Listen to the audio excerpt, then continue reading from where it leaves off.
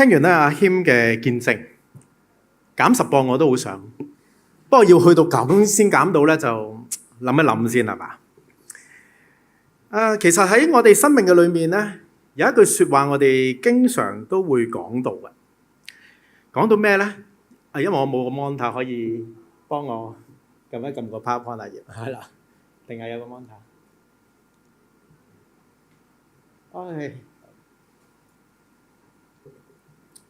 我心裏面都會有一句説話，就係我點解會咁㗎？我唔知大家咧聽好多唔同嘅生命見證，有時我哋都會諗點解會咁㗎？有時我哋人生嘅裏面都出現好多嘅事情，我哋都會問嘅。無論你喺事業上、工作上、家庭上、愛情上、人際關係上，或許我哋有陣時都會問一句問題：點解我會咁嘅咧？咁有時人生嘅跌倒唔一定係路上一啲小意外，而係嗰種心裏面嗰種我點解會咁樣嘅一種慌亂，先係由壓力令到你反應慢半拍，跟住有一個自我保護嘅念頭諗出嚟，然後為咗唔想被睇到，好驚被拒絕，就選擇隱瞞甚至逃避。事後嘅內心嘅獨白就開始出現啦，責備、否定、放大失敗，甚至將一次嘅行為就等於成個身份被否認一樣。而今日喺經文嘅裏面，我哋睇見嘅彼得喺嗰個嘅晚上3次唔認主，就好似我哋喺壓力裏面俾恐懼駕馭嘅一樣，唔係因為佢唔愛主，而係嗰種情緒同埋安全感嘅缺乏推住佢走。如果從心理學嘅角度裏面，跌倒之後最容易卡住你人生就係羞恥感，就係嗰種覺得自己唔夠好，配唔上被接納嗰一種深層嘅信念。而今日我哋透過彼得嘅經歷，我哋睇見被神扭轉嘅人生，真正嘅扭轉唔係即刻變得，唔係即刻變強，而係喺痛悔嘅裏面，佢接納自己，讓關係成為修補嘅一個場景，而唔係定罪嘅法庭，係由一個我係會犯錯嘅人，轉到我被愛，仍然能夠再次出發嘅人生。喺經文呢69至74節嘅經文嘅裏面，我哋就睇見彼得3次否認佢係屬於主耶穌。其實呢個場景係非常之諷刺嘅，因為咧好多解經家都認為3次唔認主，其實只係相隔大概1至2個鐘頭，而問彼得問題嘅只係一個地位好低微嘅使女。但係堂堂大男人彼得，竟然唔敢承認自己係耶穌嘅門徒，甚至否認緊自己係識得耶穌，同我哋平時認識嘅彼得完全唔同嘅。明明彼得係一個直腸直肚、好爽快、好乾脆嘅性格噶嘛，係咪？但係竟然喺呢一個恐懼，佢選擇否認，佢跌倒，佢失敗。而喺另一個方面，喺經文裏面可以睇到，每一次嘅否認係一個比一個更大嘅大話嚟到去掩蓋。由最初我唔認㗎，跟住去到起誓唔認，最後仲要點啊？賭誓嚟到去發誓。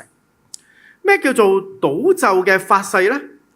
其實即係等於我哋而家成日都講，喂，我真係唔識佢㗎。如果我講大話，我天打雷劈。似唔似我哋嘅人生？我真係唔知呢件事㗎。如果我有份啊，我死無全屍。似唔似我哋有陣時人都會咁樣講？弟兄姊妹，當我哋如果睇翻喺馬太福音26至35節，咪26章嘅35節，彼得喺平安無威脅嘅情況底下，佢曾經同耶穌講咩啊？彼得話：我就係必須就同你同死，我絕唔會唔認你。所有嘅門徒都係咁講。我相信喺呢一刻嘅彼得，佢係真誠。但係喺一個安逸嘅環境嘅裏面，其實我哋每一個人好容易高估自己嘅。但係當人面對真正嘅危機、恐懼、威脅嘅時候，內心嘅軟弱就會暴露晒出嚟。即使只係一個小小嘅事類，佢嚟到質問佢，彼得都會選擇放棄同耶穌同行嘅堅持。所以弟兄姊妹，你有冇諗過，如果你係彼得，或者當時其中一個門徒，你會點做？我每次睇呢一段嘅經文，當我去代入嘅時候，我真係唔夠膽講，可能我根本連留低嘅勇氣都冇，可能好似其他門徒一樣，我已經走咗。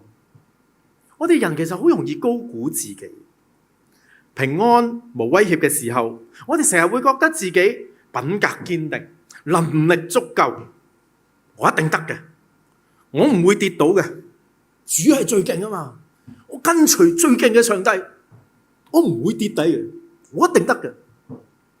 不過牧師都係人，當真係面對試探或者壓力嘅時候，其實內心嘅恐懼同軟弱係會顯出嚟，係會做出一啲平日你完全相反嘅一個嘅選擇。喺阿謙佢嘅見證嘅裏面，我哋睇見喺我身上一樣，我都會有選擇嘅時候。我發生過一件嘅事情喺上年，我嘅小朋友27週出世，當時27週出世，我哋整個嘅家庭好軟弱。喺出世冇耐2日做腸嘅手術，過多2日再做多一次腸嘅手術，原因喺5日裏面佢嘅腸2次穿窿。喺面對咁樣嘅狀況嘅裏面，我收到嘅除咗安慰嘅信息，仲有諷刺嘅信息。咩諷刺嘅信息呢？信埋啲鬼佬嘢，咪咁咯。中國人梗係去入鄉隨俗，入廟拜神，快啲去黃大仙啦，快啲求個符水，燒下符水俾個仔飲啦，揾個平安符擲喺佢嘅枕頭底下啦。但係最諷刺係呢啲嘅説話，唔係朋友講，係親戚講，甚至仲有一啲更惡毒嘅喺我身上裏面發生係乜嘢呢？肯定平時作惡多端，個報應就報喺你個仔身上，俾人劈咗2刀啦，肯定前世你嘅就劈人2刀，所以佢劈翻你個仔。仲唔快啲飛去雲南拜祖先？當面對呢一啲嘅聲音，面對係你嘅親戚所講嘅時候，內心好多嘅掙扎，好想反駁，但係面對小朋友嘅情況，內心恐懼。喺當刻，喺我生命裏面同樣一樣，我究竟仍然企喺我一路跟隨嘅上帝嘅裏面，定係抑或我跟隨我班親戚，我跪低喺祖先面前跪低，搭個地鐵去黃大仙，去埋車公廟轉個圈，我點選擇？好擔心，好恐懼。喺恐懼軟弱嘅裏面，你人生就係一個交叉點嘅裏面。而改變彼得嘅一個轉捩點，其實就係喺26章75節。彼得想起耶穌所講嘅説話，雞叫以前你要3次唔認我，佢就出去痛哭。同時，如果我哋睇埋路加福音22章61至62節，就更加具體。主轉過身來看彼得，彼得就想起主對佢所講嘅説話，今日雞叫以前你要3次唔認我，佢就出去痛哭。彼得3次唔認主之後，雞就叫。耶穌對彼得嘅預言完全應驗，但係喺路加福音嘅22章61節，作者點樣去描述彼得喺雞叫之後嘅反應？唔係單純雞叫令到彼得醒覺，而係耶穌轉身望住佢嘅時候，令到佢諗起耶穌早前同佢講過嘅說話。主轉身過來看彼得，其實喺原文裏面其實得一個嘅主要動詞就係睇，而轉係一個分詞，而且係一個被動，意思即係話唔係耶穌主動轉身去揾彼得，而係因着彼得嘅失敗，耶穌被動嘅去轉身望住佢。而耶穌睇彼得唔係冷漠嘅，係帶住憐憫，用心嘅嚟到凝望佢，係彷彿睇穿睇透彼得嘅內心，令到彼得諗起耶穌你講過我3次唔認你。而另外一句，彼得想起耶穌所講嘅說話，諗起原文就係表示住被提醒同埋被洞悉，即係話彼得唔係靠住自己嘅聰明智慧諗翻嚟，而係因為耶穌望住佢，耶穌嘅注視，同時亦都係恩典嘅介入，令佢省察到自己自身嘅問題。其實我哋都有相同嘅經驗，犯咗錯，我哋大多數嘅人第一時間梗係否認啦，係嘛？逼到死都唔肯認噶啦。但係如果我哋知道自己仍然會被接納、被寬恕，反而我哋先有勇氣同能力去承認我哋嘅過錯。其實神就係咁樣對我哋，耶穌就係咁樣對我哋。耶穌一早已經知道我哋有問題，佢對人嘅本性好清楚，但係佢仍然係按住我哋嘅本相去接納我哋，去愛我哋，甚至走上十字架。呢份嘅無條件、毫無保留嘅愛，係一個好奇妙嘅恩典。正正係因為呢份嘅恩典，人先能夠醒覺到自己嘅罪。無論從阿謙嘅身上，無論從我嘅身上，我哋都有被上帝光照嘅一刻。一方面見到自己內心，哇，咁敗壞，好多嘅不堪。就算做傳道、做牧師、做牧者，竟然都係咁。但同時間喺我哋生命嘅裏面，亦都睇見神嘅恩典同慈愛。佢仍然按住個本相接納我、愛我。喺嗰一刻，有一個好強烈嘅不配感，但係同時被神好深深嘅一種嘅愛擁有嘅經歷。呢份嘅接納嘅恩典，無論俾我或者阿謙都有勇氣面對自己嘅軟弱同埋黑暗，亦都可以靠住我哋嘅主去處理同埋被上帝去扭轉我哋嘅生命。我就係咁樣過去，以至今日，無論阿謙或者我都一樣，可以喺呢一度同大家去分享我哋生命嘅見證。就好似哥林多前書嘅15章10節，然而我今日成了何等人，係蒙神嘅恩才成。所有嘢唔係靠我哋自己，係因為上帝嘅恩典，讓我跨過，讓阿謙跨過，睇見自己嘅問題，以致我哋有被上帝俾我哋嘅能力，能夠扭轉，能夠被悔改嘅機會。所以自我醒覺同埋認罪係好重要。耶穌好多次提醒我哋要留意自己裏面嘅心思同埋動機。如果我哋冇咗自覺，我哋就冇咗改變嘅可能。如果我哋唔認識自己，我哋就睇唔到內心嘅需要，同埋喺我哋心深處嗰個嘅慾望，我哋就好難去悔改同埋成長。所以其實人係應該經常自我嘅檢視，去察覺內心嘅動機同埋軟弱，避免我哋自以為義。所以今日同大家分享嘅經文其實好真實。聖經提醒我哋每一個人都會跌低，領袖都有人性嘅軟弱，但係關鍵係我哋有冇睇見，我哋有冇諗起問題嘅所在，我哋先能夠嚟到處理問題同埋尋求出路。所以靠主嘅恩典，我哋先能夠得到更新。接下嚟喺約翰福音嘅21章嘅12節，其實呢度係講緊咩呢？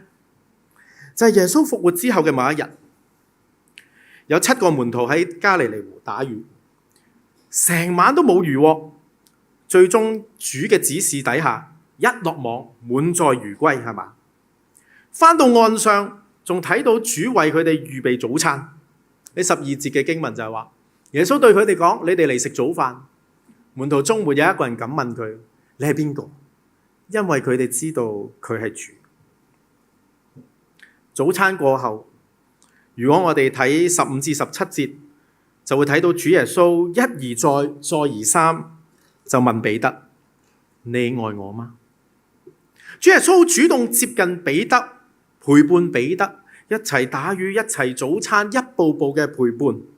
我哋睇見耶穌對佢嘅忍耐同埋耐性，甚至主動嘅嚟到展開對話，可以俾到彼得表達埋藏心裏面嗰個負面嘅感受。喺17節嘅經文，彼得因為耶穌第3次對佢講：你愛我嗎？就憂愁。彼得嘅憂愁，好大嘅機會係令佢諗起我3次唔認主嘅事情。而主耶穌3問彼得：你愛我嗎？我諗唔係因為彼得嘅質疑，唔係對彼得嘅質疑，而係俾機會佢表達翻3次唔認主嘅打擊同埋內疚、自責同埋痛苦。而主耶穌俾佢3次嘅表達愛嘅機會，係令佢引導佢由自責同痛苦嘅裏面釋放出嚟，俾彼得同耶穌嘅關係可以重建，關係再次嘅結連。主耶穌3問彼得：你愛我嗎？除咗俾佢有3次表達愛嘅機會，俾彼得同埋耶穌嘅關係重建同結連，同時亦都係讓彼得透過牧養嚟到去展示對神嘅信心。其實彼得第1次嘅回應，主耶穌已經接納咗，因為主隨即已經將牧養嘅教會嘅重任交俾佢。但係主耶穌3次問彼得：你愛我嗎？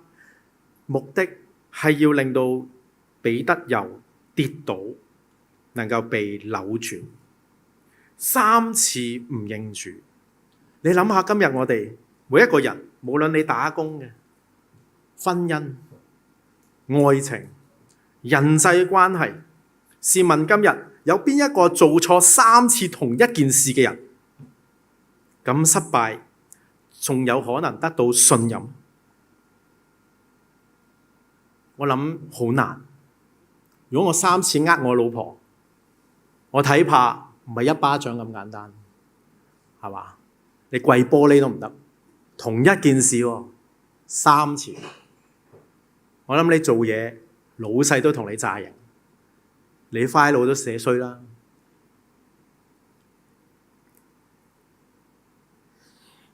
但係我哋喺啲經文裏面，雖然彼得3次做錯同一件事，我唔認主，不過主仍然信佢。